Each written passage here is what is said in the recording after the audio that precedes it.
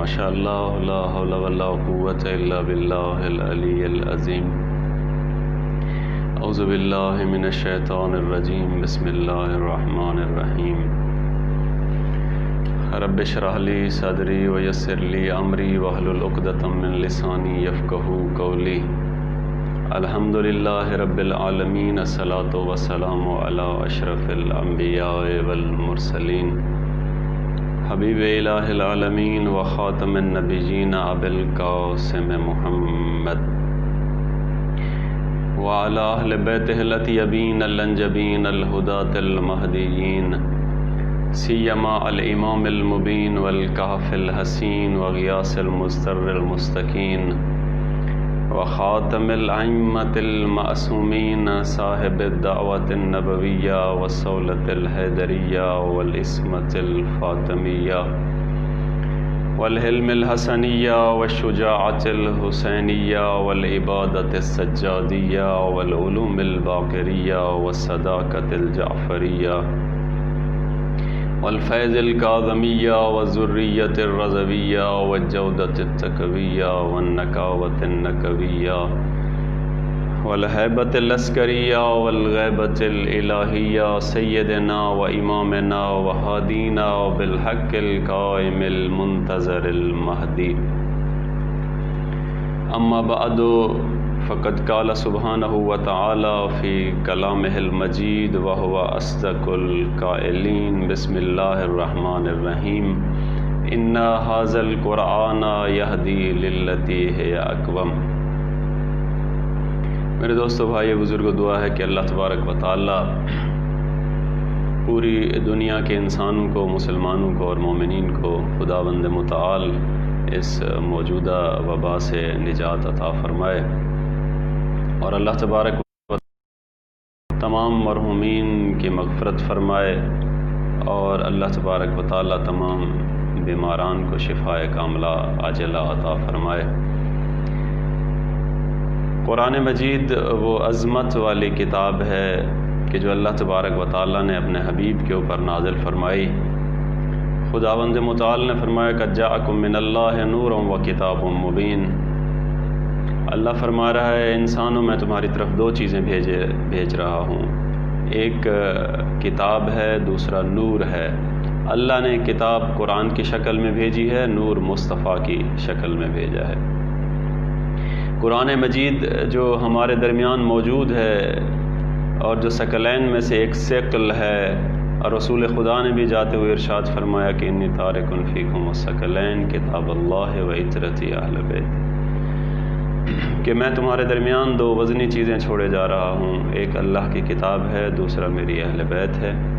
اگر ان سے تمسک رکھو گے تو قیامت تک گمراہ نہیں ہوں۔ تو قرآن جو اس وقت ہمارے درمیان موجود ہے، قرآن وہ عظمت والی کتاب ہے کہ اللہ تبارک و تعالی ارشاد فرما رہا ہے ذالک الکتاب لا ریب فیہ، کہ قرآن بے عیب کتاب ہے۔ پھر اللہ نے فرمایا قرآن کلام اللہ ہے، قد کان فریق منہم یسمعون کلام اللہ۔ اللہ فرماتے قرآن حق ہے، فاما الذین آمنوا فیعلمون انہ الحق من ربہم۔ اللہ فرماتے قرآن بصیرت کی کتاب ہے، قد جاءکم بصائر من ربکم۔ اللہ فرما رہا ہے کہ قرآن ہر حق اور باطل کی پہچان کی کتاب ہے۔ تبارک الذی نزل الفرقان علی عبدہ۔ گویا اللہ فرما رہا ہے کہ اگر تمہیں پتہ نہ چل رہا ہو حق کیا ہے اور باطل کیا ہے تو قرآن کی طرف رجوع کر لیں، قرآن تمہیں بتا دے گا کہ حق کیا ہے اور باطل کیا ہے۔ اور قرآن علم کا خزانہ ہے۔ اللہ فرما رہا ہے ما جاءک من العلم، قرآن حکمت کی کتاب ہے۔ انزل اللہ علیک الکتاب والحکمہ، قرآن موعظہ ہے، موعظۃ للمتقین، قرآن حکیم ہے، وذکر الحکیم، قرآن کریم ہے، انہ لقرآن کریم، قرآن ہدایت کی کتاب ہے۔ اللہ فرماتے ہیں ھدی للمتقین، ان ھذا القرآن یہدی للتی ہی اقوم۔ ارشاد باری تعالیٰ ہے کہ جسے قرآن ہدایت دے دے، دنیا کی کوئی طاقت اسے گمراہ نہیں کر سکتی۔ اور قرآن کے اندر اللہ نے شفا اور اپنی رحمت رکھ دی ہے۔ آج کل مشکلات ہیں، پریشانیاں ہیں، وبا کی ٹینشن ہے، تو ان سب کا حل کیا ہے؟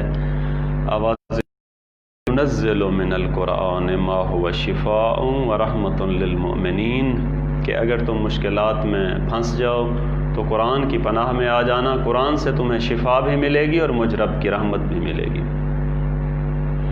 قرآن میں ہر خشک و تر موجود ہے، لا رطب ولا یابس الا فی کتاب مبین، اور قرآن کے اندر زمین و آسمان کے غائب کے خزانے موجود ہیں، ما من غائبۃ فی السماء والارض الا فی کتاب مبین۔ اور یہ قرآن کتنا وزنی ہے، اس کا وزن کتنا ہے، اللہ تبارک و تعالیٰ نے جو قرآن کا وزن ارشاد فرمایا ہے، لو انزلنا هذا القرآن على جبل لرأيته خاشعا متصدعا من خشیۃ اللہ۔ اتنی وزنی کتاب ہے کہ ارشاد باری تعالیٰ اگر میں قرآن کو پہاڑ کے اوپر نازل کرتا تو پہاڑ بھی ریزہ ریزہ ہو جاتے۔ اور قرآن مجید کے بارے میں اللہ فرما رہا ہے ایسی عظیم کتاب ہے، اگر خدا فرما رہا ہے میں چاہوں تو لو ان قرآنا سیرت بہ الجبال او قطعت بہ الارض او کلم بہ الموتى۔ اللہ فرما رہا ہے اگر میں چاہوں تو اسی قرآن کے ذریعے تمہارے لیے پہاڑ کو چلا سکتا ہوں، زمین تمہارے پاؤں کے نیچے میں سمیٹ سکتا ہوں اور مردے کو تمہارے ساتھ بلوا سکتا ہوں۔ یعنی اگر کوئی اہل ہو اور قرآن صاحب قرآن ہو تو اس کے ساتھ مردہ گفتگو کرے گا اور پہاڑ اس کے لیے چل پڑیں گے۔ ایک شخص آیا مولا امام جعفر صادق علیہ السلام کے پاس اور آ کے کہا یا ابن رسول اللہ میں نے سنا ہے کہ اگر کوئی مردے کے اوپر 70 مرتبہ الحمد پڑھے تو مردہ زندہ ہو جاتا ہے۔ مولا نے فرمایا بندہ خدا تو 70 مرتبہ کہہ رہا ہے، میں کہتا ہوں اگر کوئی 7 مرتبہ الحمد پڑھ دے مردے کے اوپر تو مردہ زندہ ہو جائے گا۔ وہ حیران ہو کے کہتا ہے یا ابن رسول اللہ 7 مرتبہ؟ مولا فرماتے ہیں اگر کوئی صرف 1 مرتبہ سورہ الحمد کی تلاوت کر دے تو مردہ زندہ ہو جائے گا۔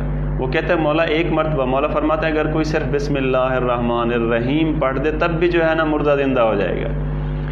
اس نے کہا یا ابن رسول اللہ میں نے بڑے تجربے کیے ہیں، کئی مرتبہ قبرستان گیا ہوں، میں نے مردوں کے اوپر الحمد پڑھی ہے، مردے زندہ نہیں ہوئے۔ مولا فرماتے ہیں قرآن میں اثر ہے، تیری زبان میں اثر نہیں ہے۔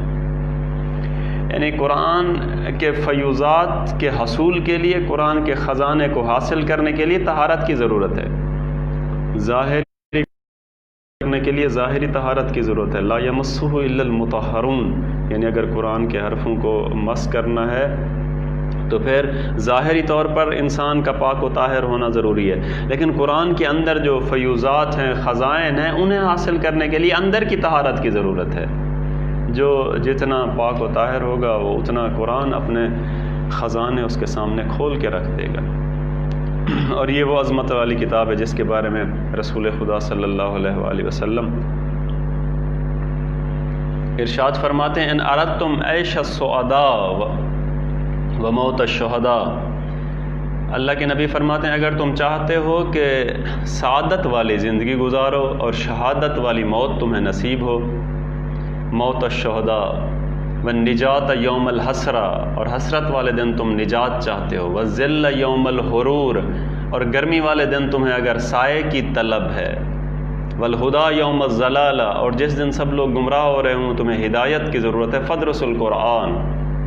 اللہ کے نبی فرماتے ہیں پھر قرآن پڑھا کرو، فإنہ کلام الرحمن، قرآن اللہ کا کلام ہے، وحرز من الشیطان، قرآن شیطان سے بچانے والی کتاب ہے، ورجحان فی المیزان، اور قرآن ایسی کتاب ہے جس کے ذریعے انسان کے نیکیوں کا پلڑا اللہ وزنی کر دیتا ہے۔ مولا کائنات امیر المومنین حضرت علی علیہ السلام ارشاد فرماتے ہیں تعلم القرآن فإنہ احسن الحدیث، قرآن پڑھا کرو کہ قرآن بہترین گفتگو ہے، وتفقہوا فإنہ ربیع القلوب، مولا فرماتے ہیں قرآن کے اوپر غور و فکر کیا کرو کہ یہ دلوں کی بہار ہے، واستشفعوا بنورہ فإنہ شفاء الصدور، مولا فرماتے ہیں اور قرآن سے شفا حاصل کیا کرو کیونکہ قرآن دلوں کو شفا عطا کر دیتا ہے۔ قرآن ایسی مقدس کتاب ہے کہ جس کا دیکھنا عبادت ہے، سننا عبادت ہے، جس کی تلاوت عبادت ہے، سب کے بارے میں معصومین نے ارشادات بیان فرمائے ہیں۔ قرآن کا دیکھنا عبادت ہے۔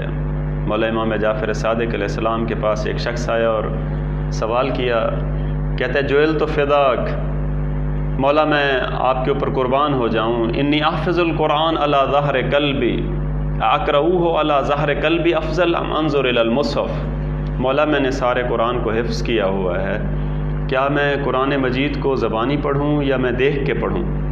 مولا نے فرمایا بل اقرؤہ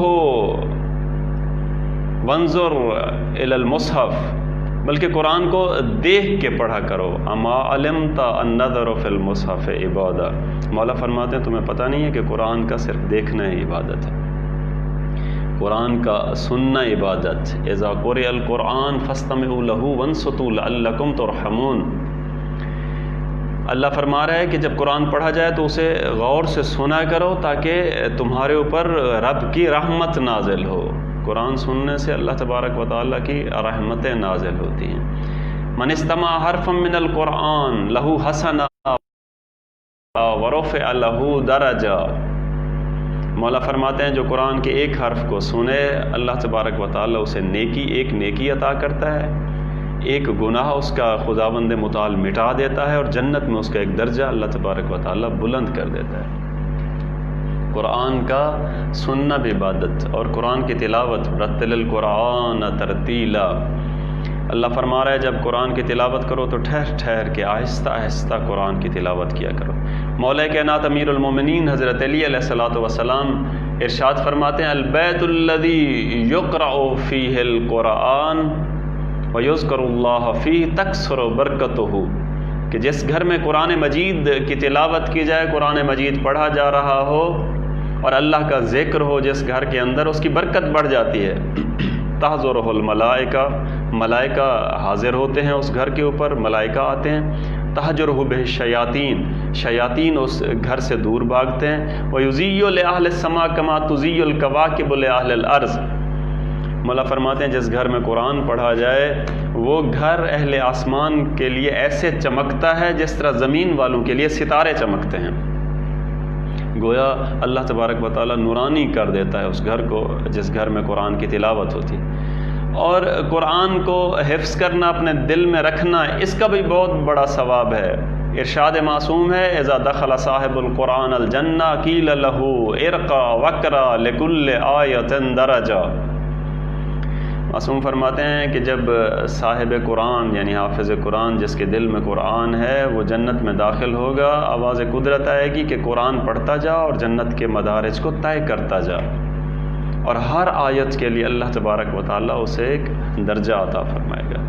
تو قرآن کی تلاوت اور قرآن کا حفظ ثواب ہے۔ اسی طرح قرآن مجید کے اوپر تدبر کرنا، غور و فکر کرنا، افلا یتدبرون القرآن ام علی قلوب اقفالھا، اللہ فرما رہا ہے کہ قرآن کے اوپر غور و فکر نہیں کرتے، کیا تمہارے دلوں کے اوپر تالے لگ چکے ہیں؟ تدبر کرنا ہے قرآن مجید کے اوپر۔ اور آخری بات کہ قرآن مجید کی تدبر کے علاوہ تأمل، عمل کرنا ہے قرآن کے اوپر۔ ھذا کتاب انزلناہ مبارک فاتبعوہ، ارشاد باری تعالیٰ ہے کہ یہ قرآن بڑی برکت والی کتاب ہے، اس کے اوپر عمل بھی کیا کرو۔ یہ عظمت قرآن مجید کی میں نے آپ کی خدمت میں عرض کی ہے۔ اب اسی قرآن کی زبان سے آج چونکہ مناسبت ہے جناب ابو طالب کی ولادت کی، تو میں چاہتا ہوں کہ قرآن کی زبان سے شان عمران کے چند جملے عرض کر دوں۔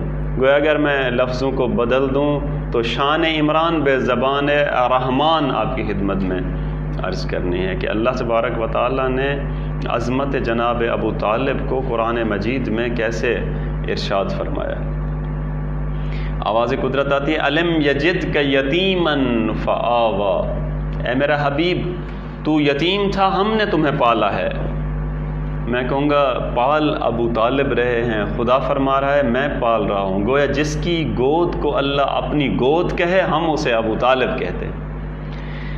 پھر ارشاد باری تعالیٰ قرآن مجید کے اندر وَلِلَّهِ الْمَشْرِقِ وَالْمَغْرِبِ لَا إِلَهَ إِلَّا هُوَ فَاتَّخِذْهُ وَكِيلًا، آواز قدرت آتی ہے کہ مشرق اور مغرب اللہ تبارک و تعالیٰ کے لیے ہیں، اور اے میرا محبوب جب بھی تو کبھی اللہ کے علاوہ کسی کی پرستش نہیں کرنی، اور جب بھی کسی کو وکیل بنانا ہے تو کسی اور کو وکیل نہیں بنانا، مجھے رب کو وکیل کرنا ہے۔ فَاتَّخِذْهُ وَكِيلًا، اللہ تبارک و تعالیٰ فرما رہے ہیں مجھے وکیل کرنا ہے۔ اب یہ آیت ہمیں یاد آتی ہے جب رسول خدا کی شادی ہوتی ہے ایک طرف جناب خدیجہ دلہن بنی بیٹھی ہیں، ایک طرف رسول خدا صحرا باندھے ہوئے بیٹھے ہیں. تو اسی دوران ورقہ بن نوفل کہتا ہے اے محمد تیرا وکیل کون ہے؟ محمد مصطفیٰ ارشاد میرا چچا ابو طالب ہے. یعنی جس کی وکالت کو اللہ اپنی وکالت کہے وہ جناب عمران ابو طالب کی پاک ذات ہیں. اور پھر جناب ابو طالب نے جو رسول خدا کے نکاح پہ خطبہ پڑھا ہے، بڑا عظیم و شان خطبہ ہے، عظیم و شان خطبہ ہے جو حمد خدا سے شروع ہوتا ہے اور ثنا مصطفیٰ پہ ختم ہوتا ہے. اور ثناء مصطفیٰ اس روئے زمین پر، آسمانوں پہ تو خدا نے ثناء مصطفیٰ کو بیان کیا ہے، روئے زمین پر جس ہستی نے سب سے پہلے خوبصورت لفظوں کے اندر ثناء مصطفیٰ کو بیان کیا ہے وہ جناب ابو طالب کی ذات ہے. 40 اشعار پہ مشتمل معروف قصیدہ ہے جناب ابو طالب کا قصیدہ لامیہ. وَبْيَزَّ يُسْتَسْقَى الْغَمَامُ بِوَجْهِهِ سِمَالُ الْيَتَامَى عِصْمَةٌ لِلْأَرَامِلِ. جناب ابو طالب فرماتے ہیں کہ او نورانی چہرے والے میرے محمد، کہ جس کے رخ انور کے صدقے سے اللہ تبارک و تعالی باران رحمت کو نازل فرماتا ہے. اے یتیموں کے سہارا، اے بے نواؤں کے آسرا. اور پھر خوبصورت انداز میں یہ اشعار پڑھے ہیں جناب ابو طالب نے. قرآن مجید ایک مرتبہ سب نے بائیکاٹ کر دیا، کفار اور مشرکین نے بائیکاٹ کیا، کہا کہ رسول خدا کا بائیکاٹ کیا جائے، ان سے کوئی لین دین نہ کیا جائے، کھانے پینے کا، خرید و فروخت کا، رشتہ دینے لینے کا ہو گیا. ہر طرف سے کوئی ملنے کے لیے نہیں آ رہا تھا اور مشکلات بڑھ گئی تھیں. تو جناب ابو طالب نے کہا کہ اے محمد مکہ کے باہر میری کچھ زمین ہے جسے شعب ابی طالب کا نام، جس کے نام شعب ابی طالب، وہاں چل کے رہتے ہیں اور یہ وقت وہاں گزارتے ہیں. اب اللہ تبارک و تعالیٰ جو میں یہاں پہ جملہ عرض کرنا چاہتا ہوں، آواز قدرت آتی ہے قرآن مجید فَاصْبِرْ لِحُکْمِ رَبِّكَ وَلَا تُطِعْ مِنْهُمْ عَاصِمًا أَوْ كَفُورًا. ارشاد باری تعالیٰ ہے اے محمد اللہ کے حکم پر صبر کرنا اور کافروں اور گناہگاروں کی تابعداری نہ کرنا، ان کی اتباع نہ کرنا. کافر کی اتباع سے منع کیا گیا ہے رسول خدا کو، گناہگار کی اتباع سے منع کیا گیا ہے رسول خدا کو قرآن مجید کے اندر. لیکن جب جناب ابو طالب نے کہا کہ اے محمد شعب ابی طالب میں چل کے رہتے ہیں، اب آگے آگے جناب ابو طالب جا رہے ہیں، پیچھے پیچھے محمد مصطفیٰ چلے آ رہے ہیں. پیغمبر خدا کا جناب ابو طالب کے کہنے پر چل پڑنا یہ دلیل ہے کہ جناب ابو طالب نہ گناہگار تھے اور نہ کافر تھے. کتنے بڑے محسن اسلام ہیں. میں کہتا ہوں کہ اس لوگوں نے اسلام کے سائے میں پناہ لی ہے، اسلام نے جناب ابو طالب کے سائے میں پناہ لی ہے. لوگ اسلام کے سائے میں پروان چڑھے ہیں، اسلام جناب ابو طالب کے سائے میں پروان چڑھا ہے. لوگوں نے اسلام کو اپنی حفاظت کا ذریعہ بنایا ہے، اسلام نے جناب ابو طالب کو اپنی حفاظت کا ذریعہ بنایا ہے. مدینہ کے اندر ایک مرتبہ منافقین نے ایک مسجد بنائی اور رسول خدا سے آ کے کہا کہ یا رسول اللہ ہم نے مسجد بنائی ہے، آئیں اور ہماری مسجد میں نماز پڑھیں. رسول خدا نے ارشاد فرمایا کہ میں ابھی جنگ پہ جا رہا ہوں، جب واپس آؤں گا تو پھر تمہاری مسجد میں نماز پڑھوں گا. لیکن جب رسول خدا جنگ سے واپس آئے، قبل اس کے کہ مدینہ میں پہنچتے، آواز قدرت آتی ہے، آیت نازل ہوئی والذین اتخذوا مسجدا ضرارا وکفرا وتفریقا بین المؤمنین. اے میرا حبیب کچھ لوگوں نے مسجد بنائی ہے جو نقصان والی ہے، نفع والی مسجد نہیں ہے، جو کفر والی ہے، اسلام والی مسجد نہیں ہے، جو نفاق والی ہے، ایمان والی مسجد نہیں ہے، جو مومنین کے درمیان پھوٹ ڈالنے والی اور تفرقہ ڈالنے والی مسجد ہے. لا تقم فیہ ابدا. اے میرا محبوب اس مسجد میں ایک لمحے کے لیے بھی نہیں ٹھہرنا.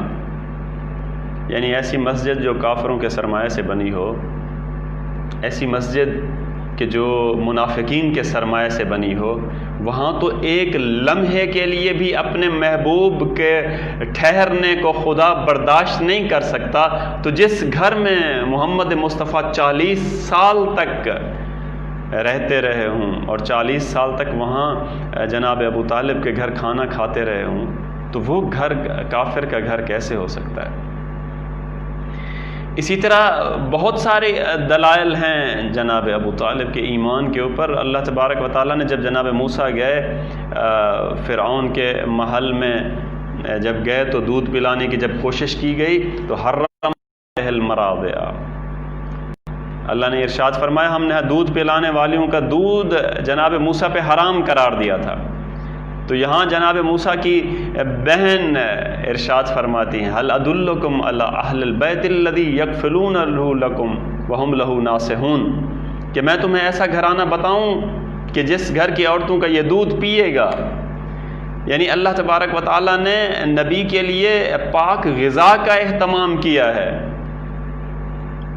اور کفر بہت بڑی نجاست ہے۔ تو یہ کیسے ہو سکتا ہے کہ رسول خدا العیاذ باللہ کسی کافر کے گھر اتنا 40 سال تک زندگی بھی گزاری اور کھانا کھاتے رہو؟ اور پھر ارشاد باری تعالیٰ انما یرید اللہ لیذھب عنکم الرجس اہل البیت ویطہرکم تطہیرا، کہ ہم نے اہل بیت سے رجس کو دور کیا ہے، محمد مصطفیٰ کی پاک ذات سے رجس دور ہے، رجس قریب آ ہی نہیں سکتا۔ کفر بہت بڑی نجاست ہے، جبکہ کئی مرتبہ ایسا ہوا کہ جناب ابو طالب محمد مصطفیٰ کو اپنے سینے سے لگا کے سلاتے تھے، سینے سے لگا کے سلاتے تھے۔ اور جب رسول میں یہ جملات لکھے ہوتے ہیں کہ جب رسول خدا اس دنیا میں تشریف لائے تو اس وقت ابو لہب جو آپ کے چچا تھے اس کی ایک کنیز تھی جمیلہ، وہ آئی خوشخبری دینے کے لیے ابو لہب کو کہ تمہیں اللہ نے بھتیجا دیا ہے۔ تو اس نے آ کے خبر دی کہ اللہ نے تمہیں بھتیجا دیا ہے، تو ابو لہب نے انگلی کا اشارہ کیا، ہاتھ کا اشارہ کیا کہ جا تو اسی خوشی میں آزاد ہے۔ تو مسلمان کہتے ہیں کہ ابو لہب سارے کا سارا جہنم میں جلے گا، لیکن وہ ہاتھ نہیں جلے گا جس ہاتھ سے اس نے اس کنیز کو آزاد کیا تھا۔ تو وہ ہاتھ تو نہیں جلے گا جس ہاتھ کے اشارے سے ایک کنیز آزاد ہوئی ہے محبت محمد مصطفیٰ کے اندر، تو وہ وجود کیسے جلے گا جو سارے کا سارا وجود ساری ساری رات تلوار اٹھا کے محمد مصطفیٰ کی حفاظت کرتا رہا۔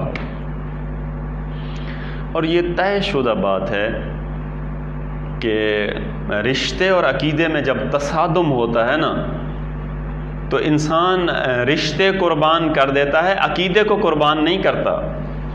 انسان کو عقیدہ رشتے سے زیادہ پیارا ہوتا ہے، اور قرآن کے اندر اس کی مثال بھی موجود ہے کہ جب جناب ابراہیم علیہ السلام بتوں کی مخالفت کرتے تھے اور آپ کے چچا جو آزر تھے وہ ان نے ایک دن بلایا اور پتہ چلا کہ جناب ابراہیم جو ہے نا وہ مخالفت کرتے ہیں اور بتوں کی، اور انہیں برا بھلا کہتے ہیں، اور بتوں کو توڑ بھی دیا تھا جناب ابراہیم نے۔ سارا واقعہ تفصیل کے ساتھ قرآن مجید کے اندر موجود ہے۔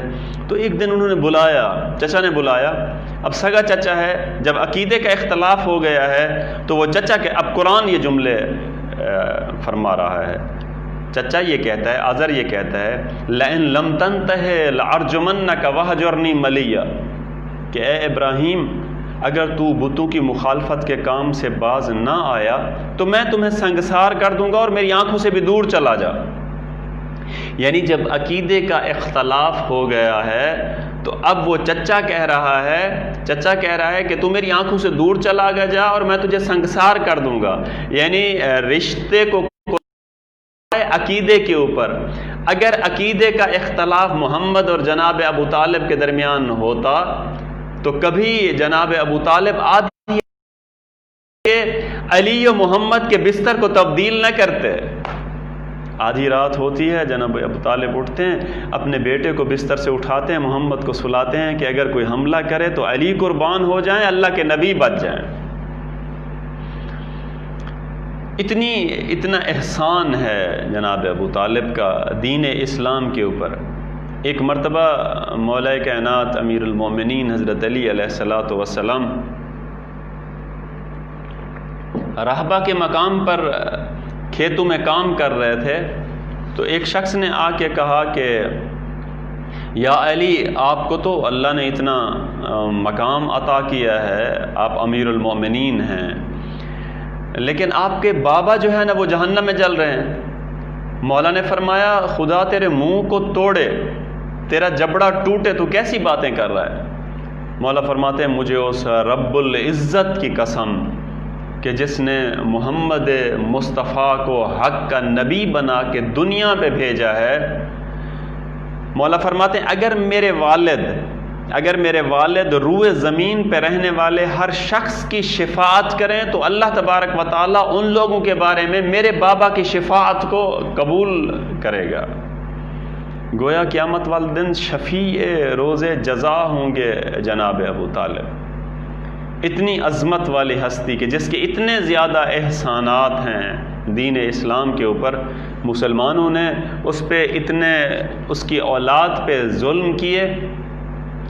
دنیا کا یہ دستور ہے کہ جب بھی جنگ ہوتی ہے تو مستورات اور بچوں پہ ظلم نہیں کیا جاتا، لیکن اہل بیت وہ مظلوم ہیں کہ جن کے بچوں پہ بھی ظلم ہوئے، جن کی مستورات اور مخدرات عصمت پہ بھی ظلم ہوئے۔ وہ جنہوں نے اپنا سب کچھ لٹا دیا تھا دین اسلام کے لیے، جناب ابو طالب نے اپنا سب کچھ قربان کر دیا دین اسلام نے پرورش پائی جناب ابو طالب کی گود میں۔ اسی طرح جناب خدیجہ جو ملکۃ العرب ہیں، ان کا سارا مال دین اسلام پر خرچ ہوا، لیکن افسوس یہ ہے کہ امت نے اتنے ظلم ڈھائے کہ انہی کا فرزند حسین کربلا کے میدان میں کھڑے ہو کے اپنے اصغر کے لیے ایک گھونٹ پانی کا سوال کر رہا ہے۔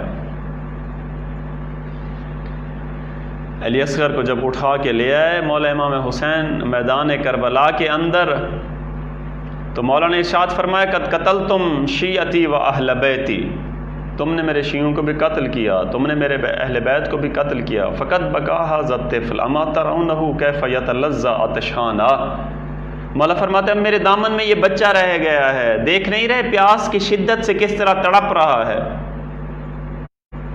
عمر ابن سعد نے حکم دیا حرملہ کو اقطع کلام الحسین، حسین کے کلام۔